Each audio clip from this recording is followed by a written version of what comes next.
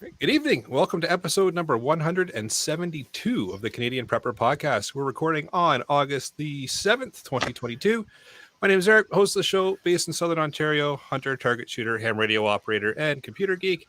As a first responder, witnessed an over-reliance on emergency services during major events and started a small preparedness company to help people get better prepared for at least 72 hours, if not longer. I'm Alan. I'm a safety trainer, first responder, security expert, and overall safety nerd. And I'm Jeff. I am based in Central Ontario. I'm a target shooter, ham radio operator, general overall handyman, and weather geek. And I'm Brad. I'm in Eastern Ontario. Consider myself a part-time amateur prepper since about the ice storm of '98. Constantly trying to better myself. I'm Greg, based in Southeast Georgia. Former infantryman in the United States Army, avid prepper, and whiskey enthusiast. Right. And also has the largest fan base of all of us. The comments started before the show even started for Greg. All right. If you want to help support the show and keep the Canadian Prepper Podcast on the air, you can buy some swag. We've got both the Canadian Prepper Podcast t-shirt and the tactical Velcro patch. You can get those at prepperpodcast.ca. All the proceeds do help keep the lights on and the backup generator fueled. And if you're enjoying the show, please take a few minutes and like us on Facebook and submit a review on iTunes. We also want your feedback, good or bad, or if there's a topic you want us to cover, email us at feedback@prepperpodcast.ca. All right. So we've got some skilled content for you in this episode. We're going to start off with some recent news articles. Then we'll update you on what we've done recently for our own personal preparedness. Then we're going to get into the main topic, skills and community. So let's move into the news. I didn't realize until after I put the link in that this is a CNN article, so I apologize for that. But it is illustrating how our supply chain problems are extending to people as well, with approximately 12% of all flights canceled and 35% delayed across the country. Now that's a U.S. stat, of course, but a third of the flights are delayed, 12% canceled, just on an average Saturday because. Well, there was people's travel plans.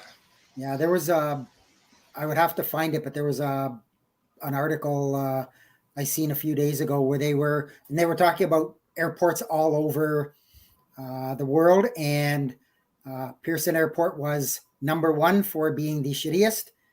They had a 53% delay, either delayed or canceled. Flights was 53%.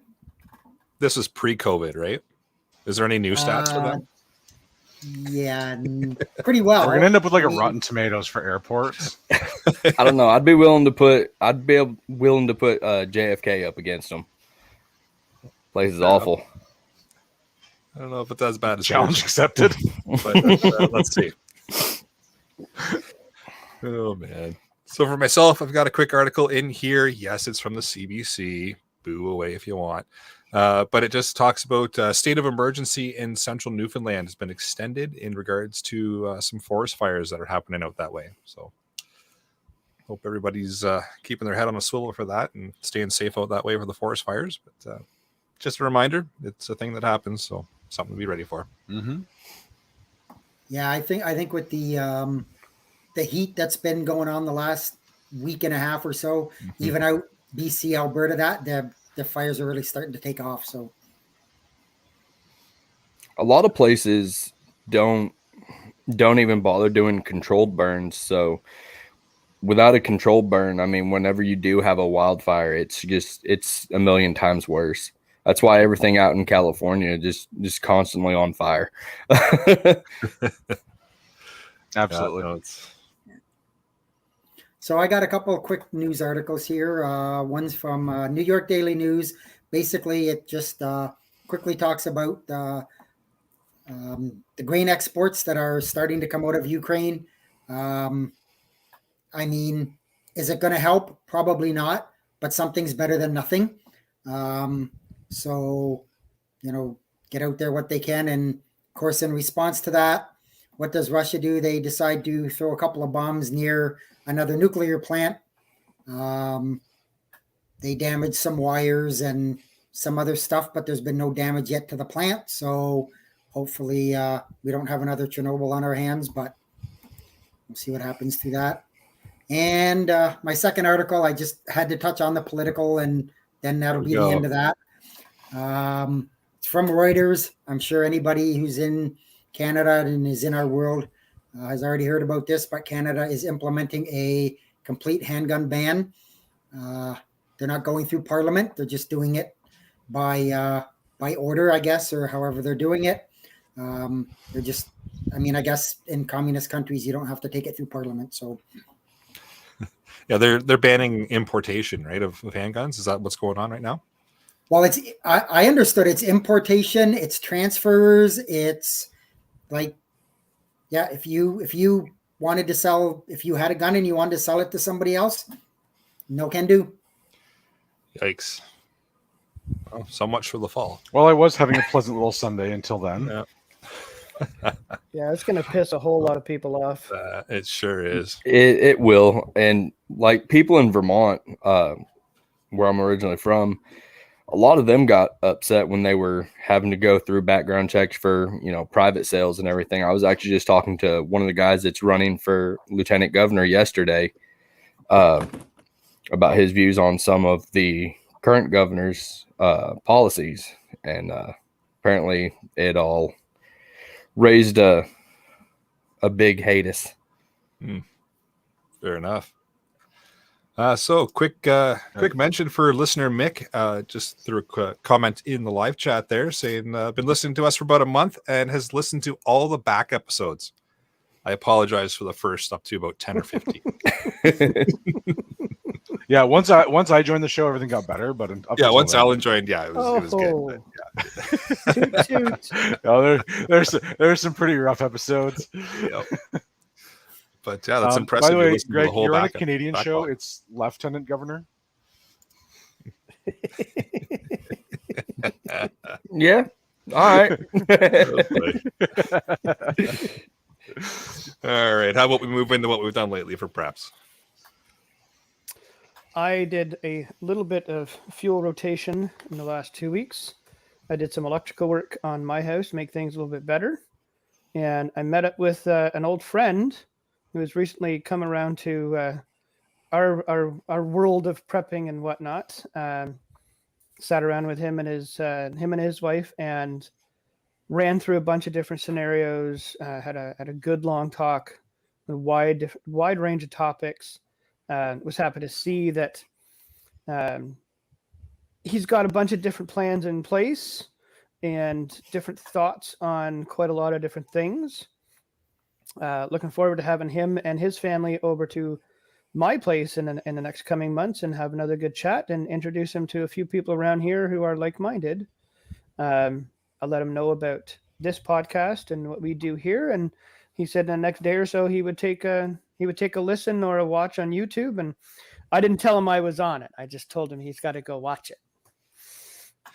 Nice. So other than that, just work, lots of work.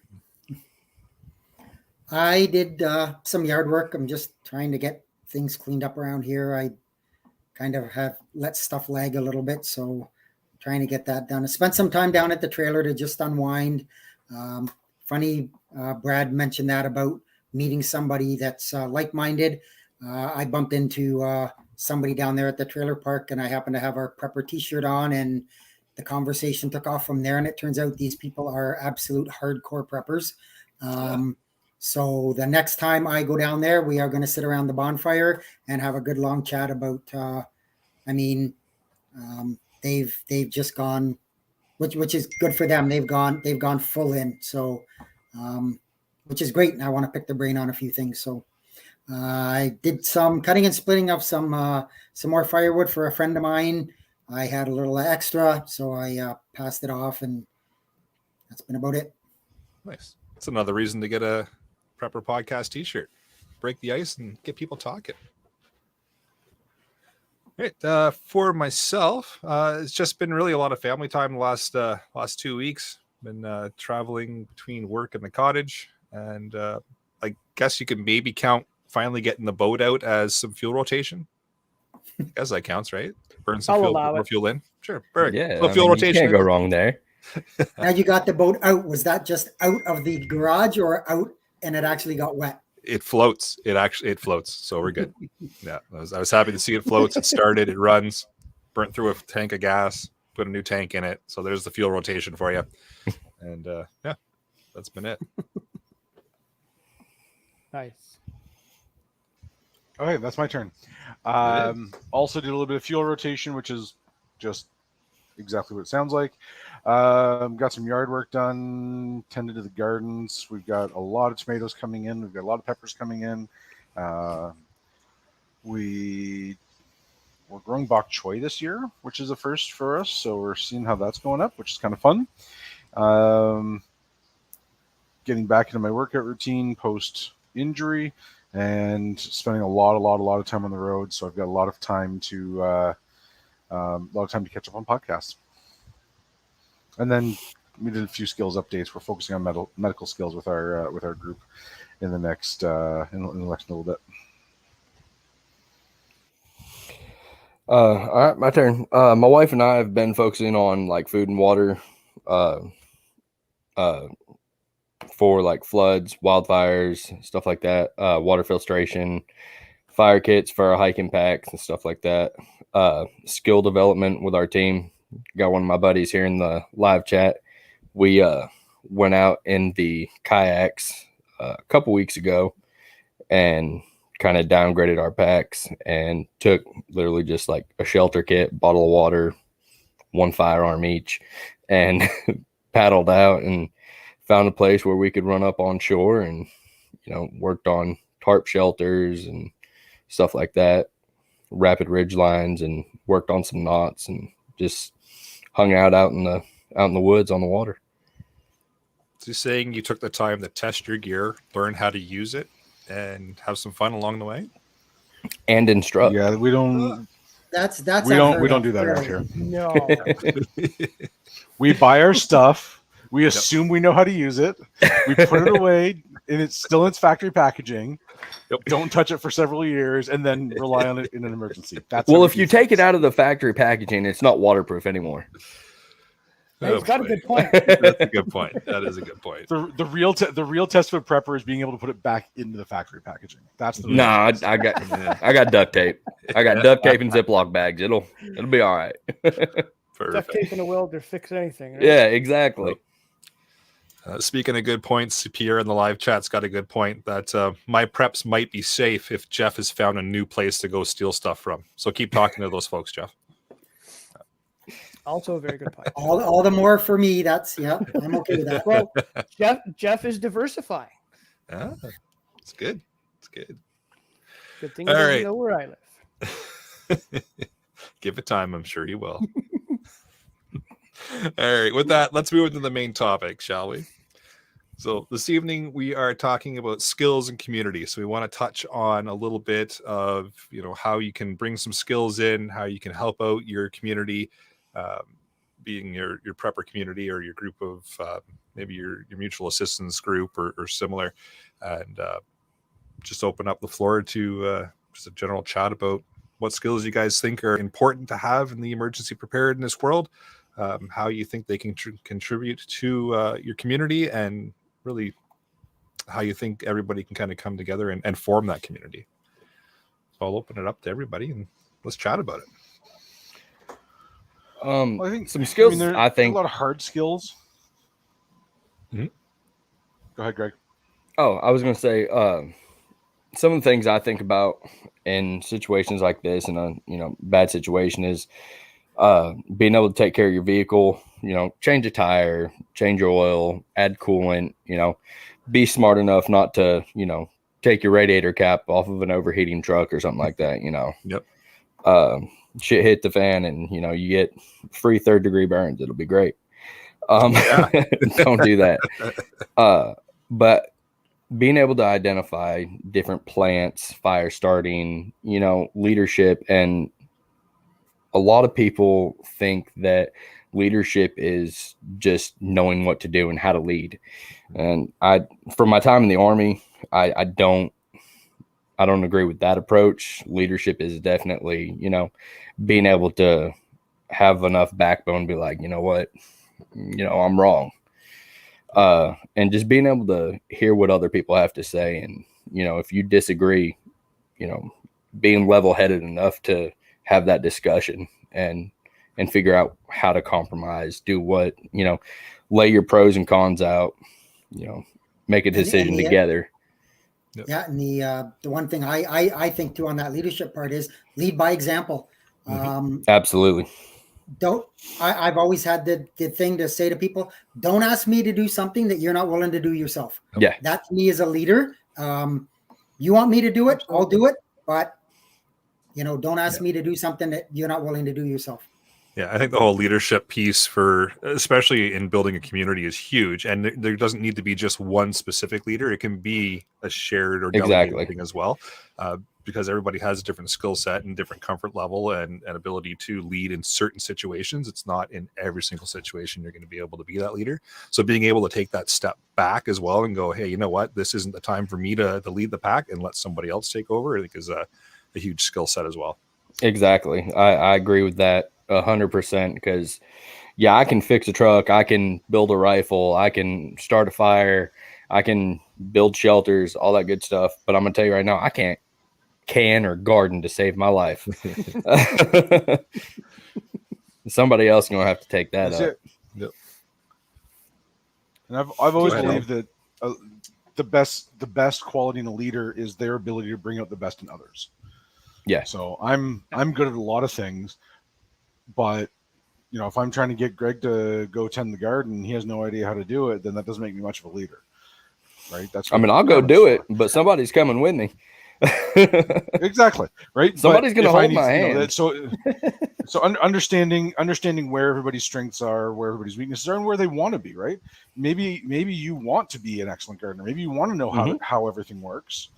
So, hey, can I spare you to go with the expert and learn and develop? Or, there's a time and place for that. But right now, I really need you over here building the shelter because you can build things, right? Yep. Whatever it is, right? Like, so I think that's understanding where everybody's strengths are in the group, as well as being able to bring out the best in those strengths. I think that's a really important, really important skill to have for all of us. Oh, I agree. I think it's and even being able to deal with the different group dynamics, because you're going to have people that during the honeymoon phase of everything, everybody's getting along, but eventually you're going to have those personality clashes, and you're going to have those little interpersonal issues. So being able to work with all those different personality types and get them to get along as best they can. You're never going to get everybody to get along 100%. But being able to work with different personality groups or types and getting them to work cohesively and just, get them to work on their strengths like we touched on, and kind of put them outside of their comfort zone at times too is definitely part of the leadership portion, which obviously helps build your community and is an important skill to have, I think. Absolutely. Yep, I agree with that 100%. 100. But moving outside from the live chat before Yep. we move on here, this is one problem is everyone wants to be the leader. Sometimes nobody wants to be the leader, especially when they're tough decisions to make. So this is why it's really important to get everybody moving in the same direction well before the problem occurs, right? We call it in the fire service, we call it pre-planning. In the military, they call it operational planning, right? Like there's a rank structure for a reason. You don't necessarily have to have a hard and fast rule, but at least understanding. Everybody gets together, you sit around the fire, have a couple of drinks, and what are you good at? Where do you excel? What do I not have to think about because I know you've got it under control? Yeah. And then there's nothing saying that everybody can't be a leader of their area. Yep. And a really good resource for that. FEMA, or I know Emergency Measures Ontario. I'm sure all the other provinces do too. They all put out an ICS, or Incident Command System, or IMS, Incident Management System. Even just the basic level, the 100 level. That's an international standard that just about everybody uses to coordinate an emergency response, and that would be a great skill for everybody. Everybody in your group, go. Let's go take this class together. It's all online, and everybody understands that. My job when I get here is to do these things, and if that's already being done, then I just go to the next one and go to the next one and go to the next one, and that way nobody's feelings get hurt, and that solves a lot of conflict. I like that. That's actually a really good point. The whole IMS training for people that are trying to put a group together. Yeah, absolutely. Sit down, make sure everybody then is on the same page, has the knowledge of ABC will be done first. The following people will look after A, B, and C. And then if A is already covered, you follow into B and then C. It's important to have everybody on the same page and understand that there's a common goal that everybody is striving for. And it's not a personal thing if you get put on the B when you want to be on A. Just the way the cards fell at the time. Sometimes really it's just manpower. It's Yeah, literally all it comes down to. Like, hey, I know you usually do this, but will you help this person out doing this? If there's a flood and if you're not a strong swimmer and you want to learn how to swim, well, this is probably not the time, but Yeah, the whole sink or swim thing, right? Yeah. Now these courses, are they open to anybody? Absolutely anybody, especially through it's I can't remember off the top of my head whether it's EMO, Emergency Measures Ontario, or Ontario OFMEM, Ontario Fire Marshal Emergency Management Office, but I'll find a link for it and throw it in the show notes. FEMA also offers it, and they're free. They're completely open source. Anybody can access it. There's no prerequisite for it. You don't have to be involved in. Hey, there it is right there. I did some interning. It It's is in the from live EMO. chat. My Google foo is strong tonight. Nice. So yeah, anybody can register. You do have to sign up. They want to know your name, but aside from, like, you can put whatever name you want on it. It doesn't matter, and you get a certificate at the end, and it's really good baseline information of understanding how an emergency actually happens, and then how to approach the management of that emergency.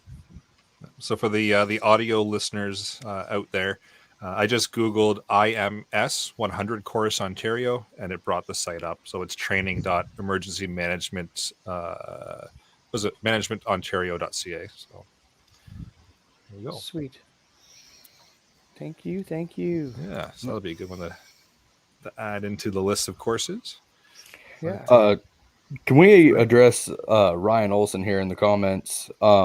He says some have skill set to teach and some are very knowledgeable, but have no idea how to teach or the patience. What's your thoughts on merging two types of personalities? 100% team up.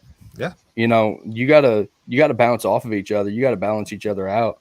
If I'm better at communicating with, the specific type of people we're teaching, then this guy who's super knowledgeable and can't deal with a whole lot of people at one time, just deal with me, be there when I'm dealing with these guys. And if I miss something or I mislead something, hop in, correct me, and be like, all right, well, my bad, y'all. This is what we need to do. Be that safety net and work together. 100%. Absolutely. Oh yeah. I see no harm in at all. And you have somebody that has the personality that lets them get in front of a group and they can convey information really, really well, and people can absorb it well as well, versus the person that just, like Ryan says, can't teach at all, but has the knowledge. Yeah, then why not get that knowledge put into the person that can get up in front of the class and portray it really well? And have that person with the knowledge obviously there to fill in the gaps and help kind of push things along and throw some comments out here and there. But yeah, no harm in that at all. You may as well use the skill set and the abilities of the people in your community. That's exactly how I do things when I'm asked to teach. Like, hey, here are the notes that this expert told us. I'm not an expert in such things, but here are the steps to follow. Hey, expert, Ryan, you're sitting as part of the group. How did I cover everything? Is there anything you want to add to that? And it becomes a conversation, and that's, in my opinion, it reaches the most people when you can have a conversation about something. Yeah, I do the same thing when I'm teaching for work. There's always at least two of us instructing, if not three. And that's simply because nobody can know everything about the topic, and different personalities get information across to people different ways, and people learn in different ways. So why not have multiple ways to convey that information out? Absolutely. And Agreed. I love the fact that you just pointed out that people learn in different ways. I had two guys when I got to, my duty station here, and they were getting smoked, just basically just push-ups after push-ups after push-ups, because they could never remember the 8 cycles of function on an M4. And work let out. We were gone for the day, and I was like, what are y'all doing right now? And they were like, going back to the barracks. I was like, nope, get in the truck. And instead of sitting there trying to tell them how to do it, I brought them back to my house, and I grabbed one of these rifles and put it in their hand. And I was like, this is exactly how it works. And I walked them through it. And the next day I looked at their NCO, and I was just a little PFC at the time. And I was like, ask them now. These two guys literally got smoked for probably 6 hours straight because they couldn't remember it. 30 seconds after just getting it wrong and being told what it was, the next day, both of them were spiting it off back to back. Good job. That's awesome. Yeah. And good point from Yup, that's me in the chat there. That this stuff really only works before a stressful shit at the fan situation. 100%. And it definitely works before it's ideal, right? That's why we prepare for things. Yep. The more we train on this, the more we practice it beforehand, the better off we all are, of course. But also the reality is that right after the initial emergency, things calm down really, really quickly, at least in my experience. And you now have time to go through some of the skills that maybe you haven't drilled on in a while, maybe you haven't organized in a while, maybe you haven't had time to deal with yet. You've got some time to deal with that. One of the things that doesn't get talked about a lot in emergencies is how much standing around and waiting there is, because you're disrupted from your normal day, right? You can only gather so much firewood. You can only take so much time preparing meals. You can only, right? All this stuff only takes so much time. Yep. And there's a lot of hours of standing around waiting. I can personally attest to that. Like in the ice storms in '98, we were busy, really busy, for about 4 hours a day, and they were not 4 consecutive hours. Right. The rest of the time was waiting for orders, was waiting for equipment, was waiting for people, was waiting for whatever. We had to come up with a lot of ways to keep ourselves occupied. So that was, it's hurry up and wait. Exactly. Yeah. So there's a lot of, Absolutely. there is a lot of downtime, and there is a lot of opportunity to learn in the moment. But of course, the more time you can spend learning beforehand, the better off we all are. Yep. Agreed. And, somebody said, something about a stressful situation, but, you can train all you want, but you never know how you're going to react. But at least if you train, even if you don't react ideally right off the bat, you can still snap yourself out of that, and be like, all right, I know what to do here. And just take 3 seconds, half a second, whatever, and go from there and get your thoughts back on track. Because, if you can get your head right, you can, know a lot more than what you may give yourself credit for. And chances are too, you're going to fall back on that training and just do what you've learned and not even realize it till you've done it. Yeah, I was going to say in my previous job, I sat in on interviews with people who were involved in stressful situations. And a lot of the times they said, yeah, I didn't know what I was doing. I just fell back on my training, and it marched them right through it perfectly. Yeah. Well, it's a mantra we have in the fire service as well.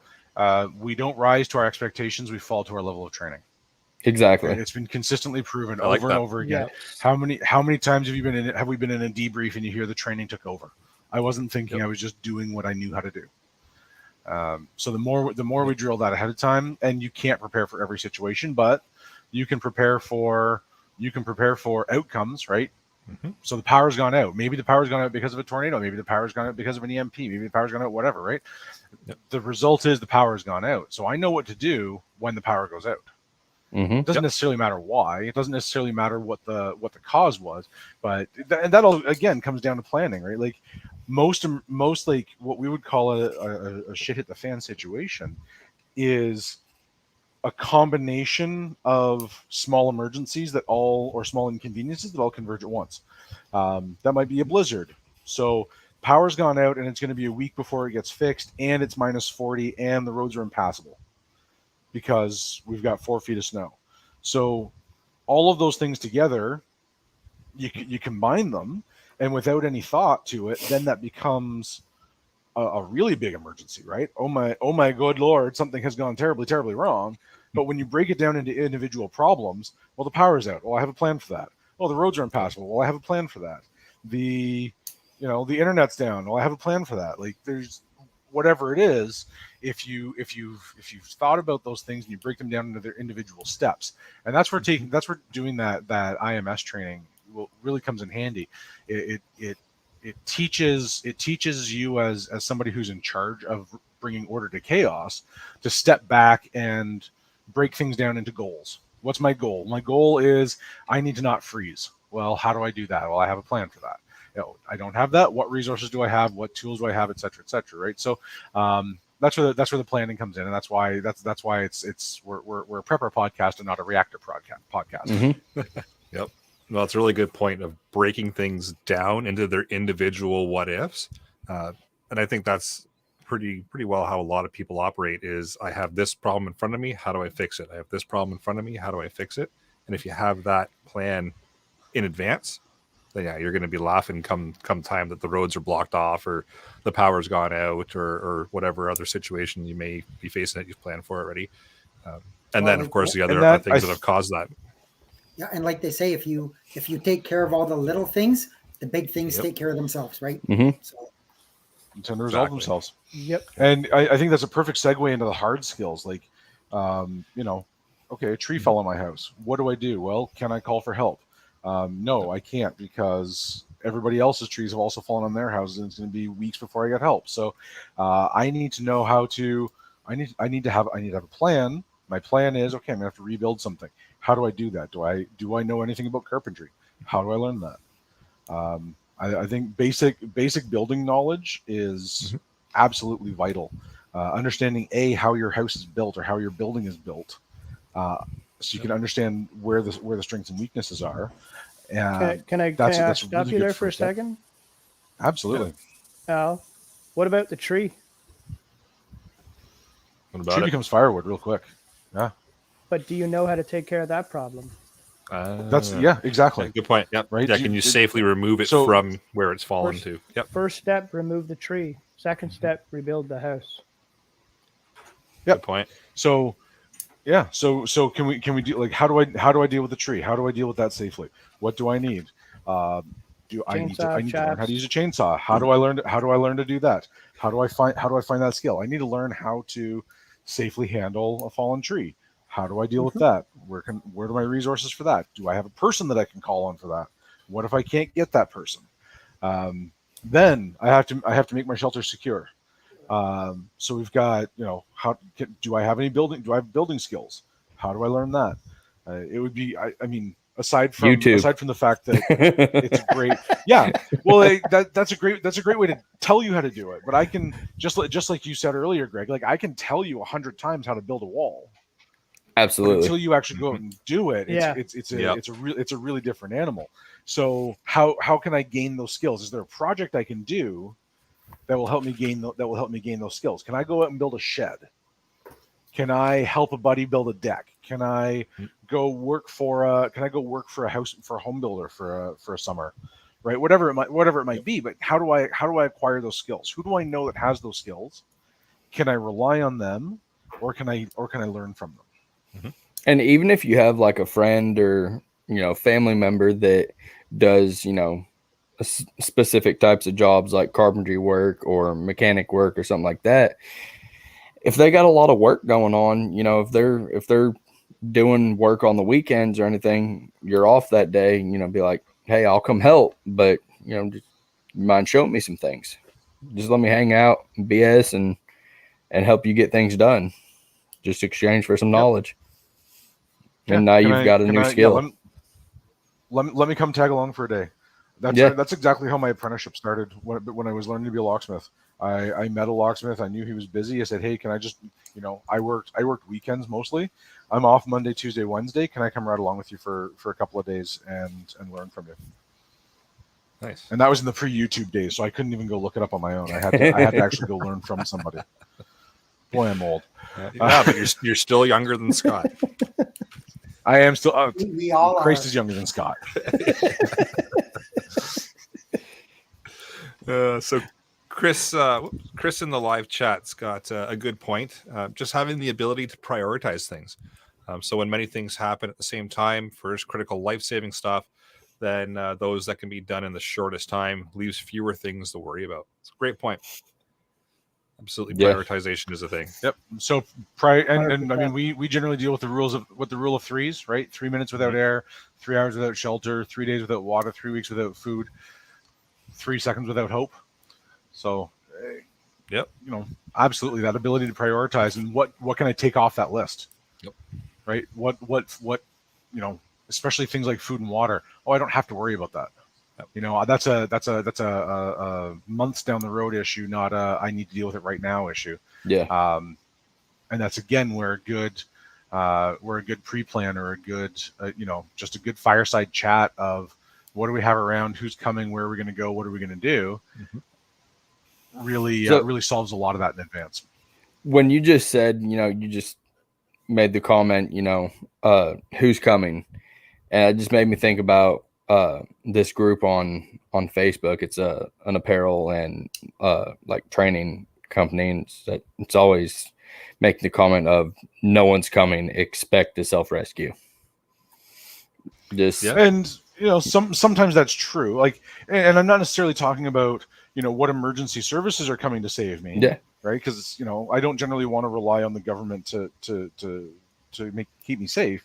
But do I know that Eric's coming because he's right down the road, right? Maybe I'm Jeff and I know that Eric's coming and he's bringing his trailer full of goodies, so I don't have to worry about much of anything. And beer. Or well, of course, right? That's a given. Or I've got friends and relatives in the area. We have an understanding that because we live outside the city, we're probably the best place to come, right? We've got a little bit of space. We're pretty well set up here, so we're probably the best place to come. So we've got I know that there are half a dozen people coming. They're bringing a skill set as well as equipment and supplies to add to add to what I've already got here. So who's coming? Maybe it's not. And as a first responder, I like to think that that we are coming to help eventually. But if we can bypass you and go to somebody in higher priority because because you're well taken care of, then great. We don't need you, but it's good to know you're there. That's a great place to be. We had a highway just not far from me here, going back, I don't know, maybe 10 years now, a little more than 10 years. Had a foot of snowfall in like under an hour. It was just an absolutely crazy snowstorm over damn near 50 miles, 70. I think it was close to 75 kilometers. Shut down the entire highway. Like had to call in the Air Force to evacuate people by helicopter. All kinds of nasty collisions, but people were literally just stranded because their wheels weren't touching the ground anymore. And there were stories like the OPP, like the police in the area were like they borrowed snowmobiles to go up and down the highway and just check on people and make sure that they had water and food. And that's a temporary problem, right? It's a couple of days. It's a couple of days of having of being stuck and whatever. But if I can be prepared for that, and then the snowplow is coming, maybe that's my solution. Yep. If the snowplow is coming, all I have to do is wait. All I have to do is wait it out until then. Or I'm home, and all I have to do is wait out. Wait out the storm for a few days. Maybe I don't need anybody else. But who's coming? Is it good? Is it bad? Is it whatever? But who's coming is and then nobody's coming. It's up to us. Again, pretty pretty standard mantra. But I still like to think that some of my friends are coming. Oh really yeah, hope they are absolutely. I Yeah. mean, they still got to get there. I just got to make it that long. Yep. Yeah. So are they coming? When are they coming? How are they getting here? Yeah. You know, for some of them, it's a 2-day walk if they can't get their vehicles out of the city. So, yeah, absolutely. Like, are people coming? I'm not necessarily relying on emergency services, but are people coming that I'm hoping to see? And conversely, are people coming that I'm hoping to not see? Right. Yeah. Yeah, that's a good point. Hoping not to see. Yeah, and to Pierre's point, yes, we kicked off everybody that had more than 4 letters in their name tonight. Yeah, because we're 40 minutes in and nobody has pointed out yet that Ian is missing. I thought Where I was is the Ian? 40 tonight. minutes and 45 Because seconds. nobody notices anymore. Maybe Yeah, nobody 'cause cares. Who's Ian? Yeah. Isn't He's he in the that guy that comments was here again. a So year under ago? the hard skills, you know, we've got things like communication. Do we know how the comm systems work? That's something everybody should know. There should not be one person dedicated to comms, because No, holy cow, that's a bad idea. very bad idea. Building things, we kind of touched on that. Being able to build and repair things. Fire starting. There are 4,500 ways to start a fire. Always do that outside, everybody, lest you build up carbon monoxide. Oh, there it is. There it is. There it is. Yep, 4133. I've been trying so hard to find a way to work that in. You're welcome. I think we beat leadership to death. We did, yeah, Reinforcement absolutely of buildings Yep. comes back to building, right? Understanding how a building goes together, you understand how to make it stronger. Identifying edible plants. That's a really excellent thing, right? If you're going to be on your own for any length of time, being able to understand what you can and cannot eat. Just throwing it out there, there are way more plants that want you to die than animals. Yeah. Identifying edible plants is good. Identifying edible meats is really easy by comparison. That's a good point. There's more plants that want you to But die. identifying edible plants and understanding what's good to eat and what's not, 100%. I think we talked, I think, in one of the hunting episodes about rabbit starvation.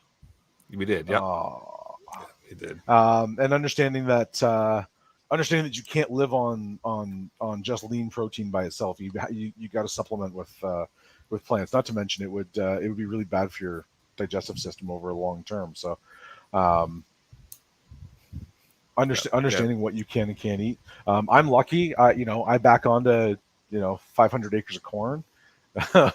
So within that, there's all the little spin-off plants that come and all the things that can be eaten. Cooking, absolutely. If it doesn't Huge. matter what food you've got, if you don't Once if you you've don't have identified a, that plant or that meat that does not want you to die, Yeah. someone's got to cook it. Yeah, So, and again, the consequences can be pretty awful if you don't. Yep. Well, and not to mention, it just gets boring if you're just eating the exact same thing over and over again, and you're not changing up your recipes at all. it's funny how Like, much you can food only- will boost morale, right? 100%. Yeah. I'm going to tell you right now. Every one of us. Prices. Whenever I would get the Our- Chili Mac MRE, I was happy. Our, You can see your every face single still one light of up us, just if you- telling the story. if you dig deep down, all of our favorite memories Mhm. revolve around food Yep. and community.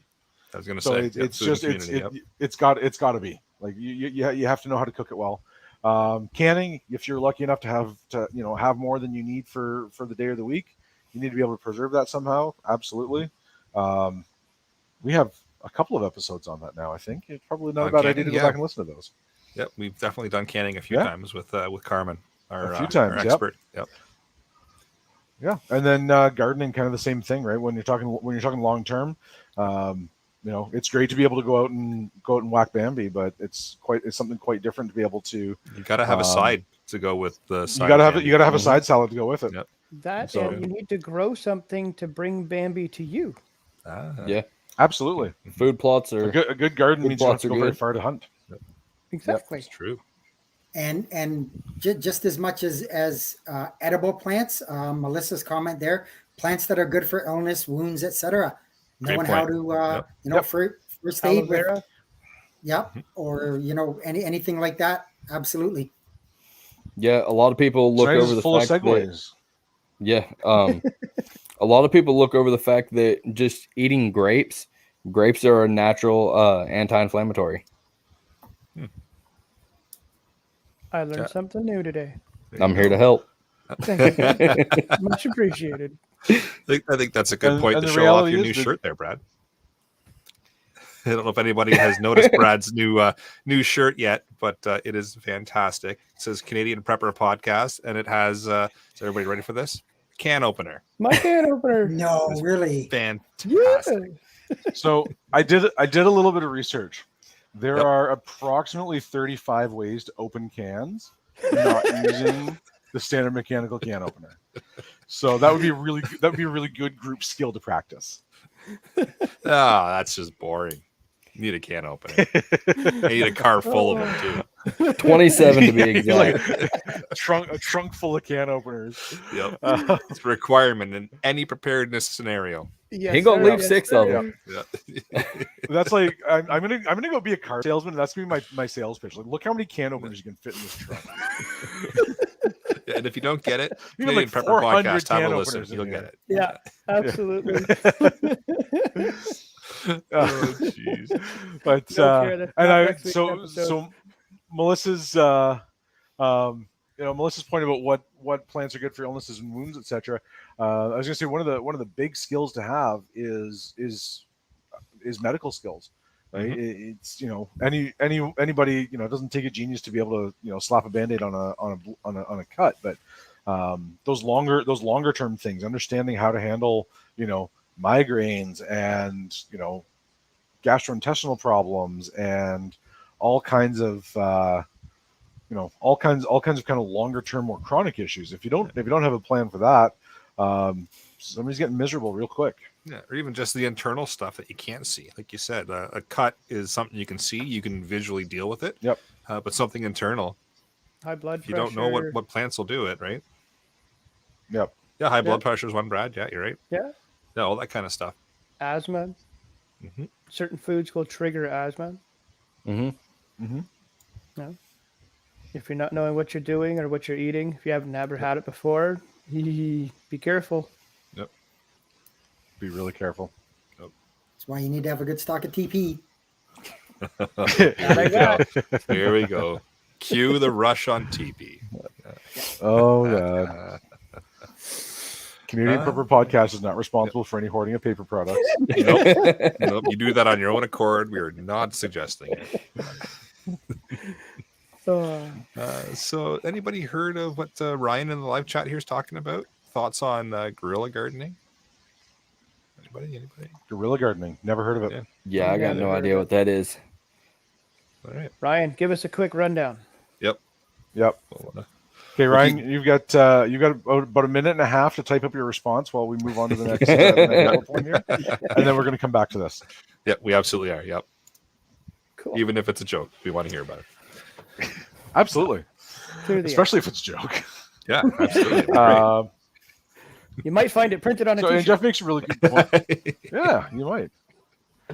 So Jeff makes a really good point that it's important to have a diversified mag, right? A couple of experts, a couple of experts in very specific fields is great. A jack of all trades is good, but not awesome. And especially things like welding, small engine repair, probably one of the more important skills out there, right? I can power my whole house with my generator, but if my generator fails, I'm pretty much up the creek. So Yeah. That's a good point. That's the paddle. that's definitely something where that I need help. It's one of my identified gaps. Yeah, I can build you a 1,000 horsepower big block all day long, but if you ask me to fix the riding lawnmower, it's probably not going to happen. Yeah, it's gibberish to you, right? Exactly. Yeah. I've got a guy who's the opposite way. He's great on small engines, but he couldn't fix his own car to save his life. Well, I'm And just I not very kind of good threw either. in the other thing there, and we talked about it. Where you say to a friend, "Hey, can I come along or can I do this?" don't be afraid to try and tackle small house repairs on your own, or with somebody who has knowledge about it to develop your skills. Yep. You know, I've twice now this year had to do plumbing repairs in my place. That was something that I was admittedly very lacking on, and I got somebody over and had them walk me through it. And the first one was a bit of a challenge. Second one, piece of cake. Nice. We've option. got an answer from Ryan here in the chat. It says it's when you plant gardens in places not on your property, make gardens in random places, parks, side roads, crown land, and back alleys. All right. So my Take my that thoughts gamble. are so the original question is, what are your thoughts on guerrilla gardening? Is it a good idea? I don't know. Maybe would it be an overall practical thing? Maybe not. If somebody else finds it, maybe they make use of it. Maybe it's still available when you want it. It's kind of like the idea of caching supplies along a route. Yep. If you're evacuating somewhere, the bulk Yeah. of my my plans are to stay put where I am, and so the less distance I have to travel to get my stuff, the better. I'd rather have a big garden that I can control here, rather than hoping there's still tomatoes on the vine when I get to, somebody else's property. Yeah. But that said, if it works for you, it works for you. There are plenty of community gardens out there. I know, like, the city near me. There's I think a dozen. There's a dozen that I know of where you can just plant a row, and it doesn't matter who you are. You can just go and plant things and manage them. So that would be a great way to kind of diversify. If you couldn't get from one area to another, you could plant a couple of rows of something, in a different part of the city, and that might be beneficial to you. I would be more inclined to do that on a friend's property. Plan A is we stay at my house. Is I'm going to stay at my house, and so this is my garden. And plan B is I'm going to go to my friend's house. So he's going to help me with my garden. I'm going to help him with his garden, and combined, we're covered. That would be my inclination, but that's specific to my circumstances, because the chances of me having to leave my house are almost zero. Yeah. Jessica, definitely a situational based comment thing. there in the live chat. Which comment? Jessica's. There we go. Yeah, that's my wife. Oh, okay. I didn't know that. That's a lot of info right there. Clear sage for high blood pressure, spearmint for migraines, eucalyptus for sinus issues, and before I finish that, Jessica, we're going to schedule a time for you to come on and talk about medicinal remedies. Yeah, we are. That sounds like an upcoming episode. Nope. Yeah, all kinds of stuff in here. Yeah, That's, lavender for anxiety, clove for toothaches, peppermint for heartburn, etc. Yeah. Peppermint for heartburn and upset stomachs. Every time, it's the best. So yeah, I think that's excellent. So I'd love to hear more about where you learned that, what research you've done into it, where we can find other resources, as well as talking about some of the specific remedies. So let's schedule a time for that. I think that's a great idea. Absolutely. Yeah, so that's Jessica is actually a licensed massage therapist, doula, and is, I want to say, licensed or certified in like aromatherapy and natural medicine and stuff like that. So she's Fantastic. certified in sports medicine. So very, very knowledgeable in that area. Nice. Awesome. Well, we definitely have to get her on if she's willing to come and chat about that stuff. Absolutely. Perfect. Yep. We'll schedule a time. Ah, We'll talk about that off the air. Yeah. Yeah, and then, yep, that's me, right? 84-year-old Wrangler is thrilled to teach for free. So one of his sons is learning to farm with Clydesdales, and I think that's fantastic. I mean, you can fertilize and till at the same time. I think that's a double bonus. As well as Clydesdales don't need fuel. They they don't need Liquid you fuel. don't have to wait for you don't have to wait for a delivery truck to bring fuel and lubricants for them. You just got to put them to pasture when they're done their work for the day. So Hey, it's a kind of horse is the self-sustaining only system. A horse is the only 4-wheel drive vehicle that will go anywhere in any season. Exactly. So I Yeah, I think, can agree with that. I think that's. I have literally never ridden a horse, so I think that's another skill that I should probably pick up at some point. Horses are amazing. Don't stress out around them though. They will No. They will definitely pick that up on really your quickly. Oh no, on I've your worked around emotions. horses. Actually, I used to work at a racetrack. I've been up close and personal with horses. Just never Oh ridden man, that'd one, be so awesome. That would be awesome. Never got on one. it was something.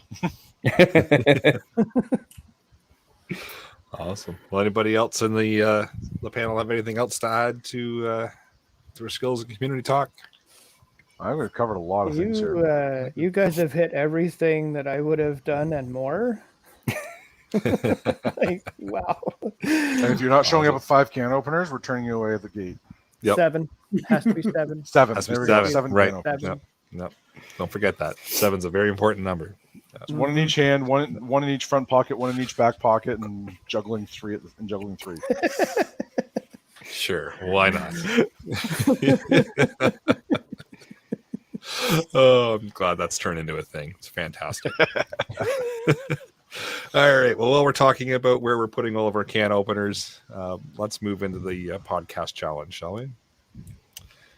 So this episode's challenge is to find a skill and practice it, and try to find one that's going to be a benefit to your community and or mag. So if that's juggling can openers, so be it. Learning a chainsaw, how to Yeah. fix an engine. That could be something simple, but try to find something that's lacking currently in your group and learn that skill, and then bring it forward and show a Absolutely. few other people as well. And when you've done that, let us know. Feedback at prepperpodcast.ca.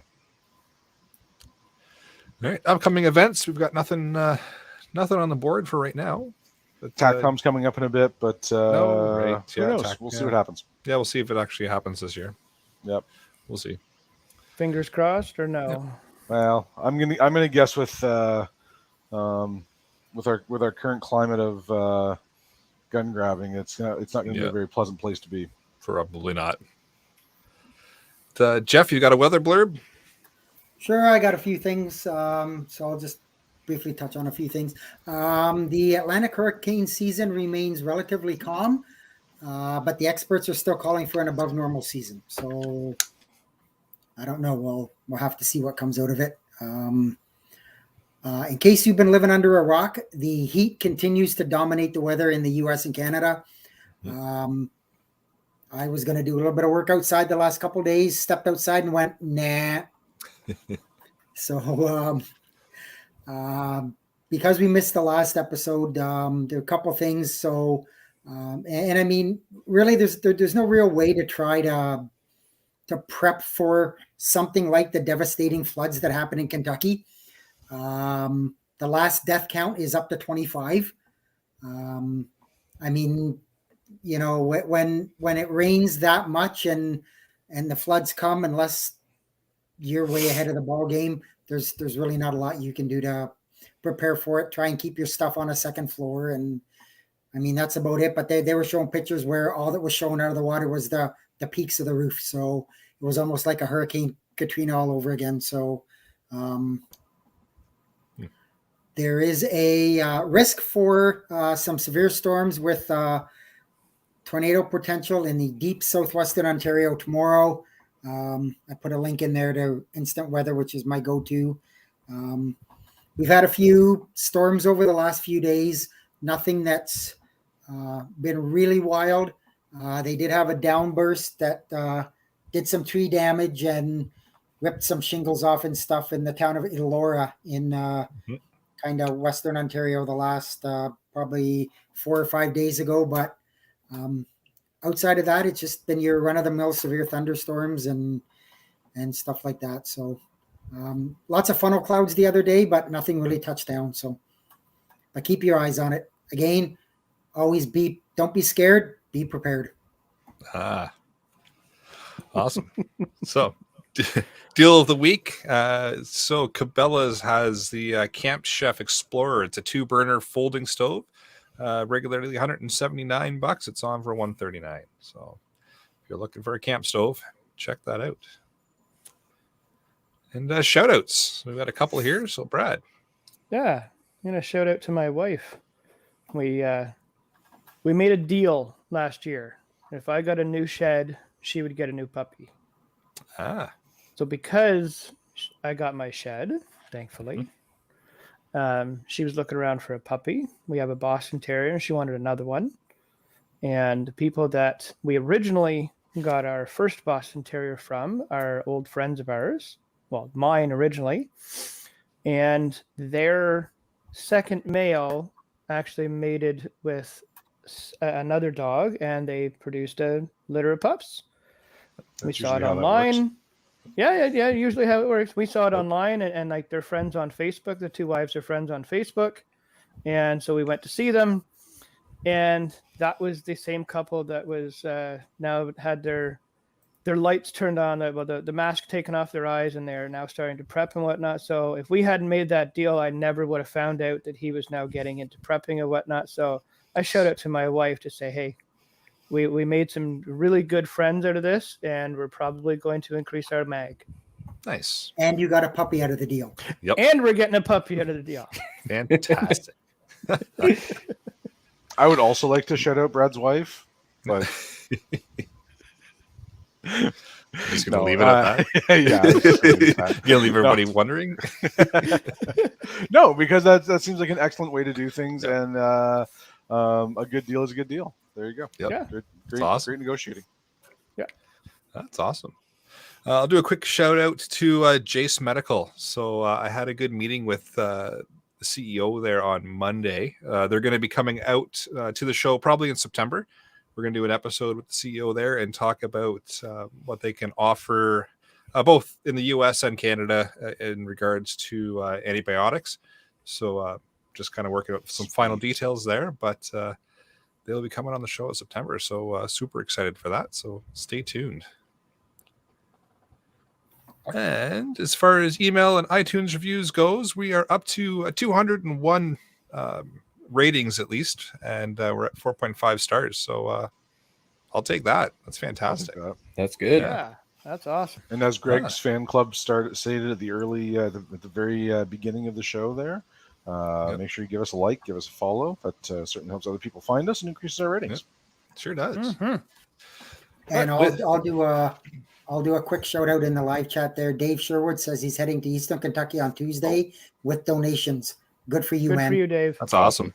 Appreciate Good it. for you. Is it Safe if it's drive. not too late to donate? Where can we donate? How can we help out? And I say we as in the royal we of the entirety of North America who may or may not be listening to this. If you can just pop a message up there, we'll get it into the show notes and we'll see if we can get it on the air before the end of the show. Yeah, that's good to see. Yeah, that's awesome to see. Yeah, that's fantastic. So we'll read the outro slowly here, Dave. If you can get a link for us as to where we can help out and put it out to everybody, we will. If not, I'll make sure I get it into the show notes for sure. So I will bring episode number 172 of the Canadian Prepper Podcast to an end. You can find the podcast on on iTunes, Podbean, Spotify, or of course your favorite podcast app. Please help us out. Submit a review. It does help other people find us. And we do record these shows live on Facebook and YouTube. If you want an early peek at the show, please subscribe to the YouTube channel, Canadian Prepper Podcast, and click the notifications tab. It gives you an alert when we're going live. If you want to contact me directly, you can get me at Alan, that's with one L, at prepperpodcast.ca.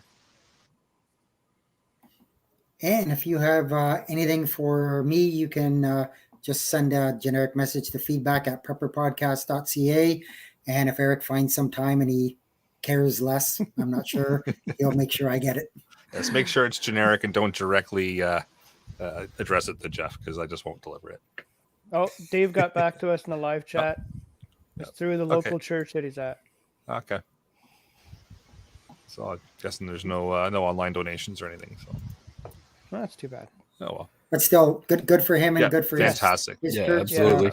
Good Let's on step you, out Dave. and step up and help people in their time of Yes. need. Yeah, That's good. the best thing of humanity. And I can be reached at batbradcpp@gmail.com if anybody wants to order a shirt. Heck yeah. You can reach me at crossrifleranch@gmail.com. I'm also on Discord. Awesome. And check out Rapid Survival at rapidsurvival.com. You can get me there on the live chat. You can also email me at feedback@prepperpodcast.ca. So thanks for joining us this evening. Until next time, be prepared, stay safe. And keep learning.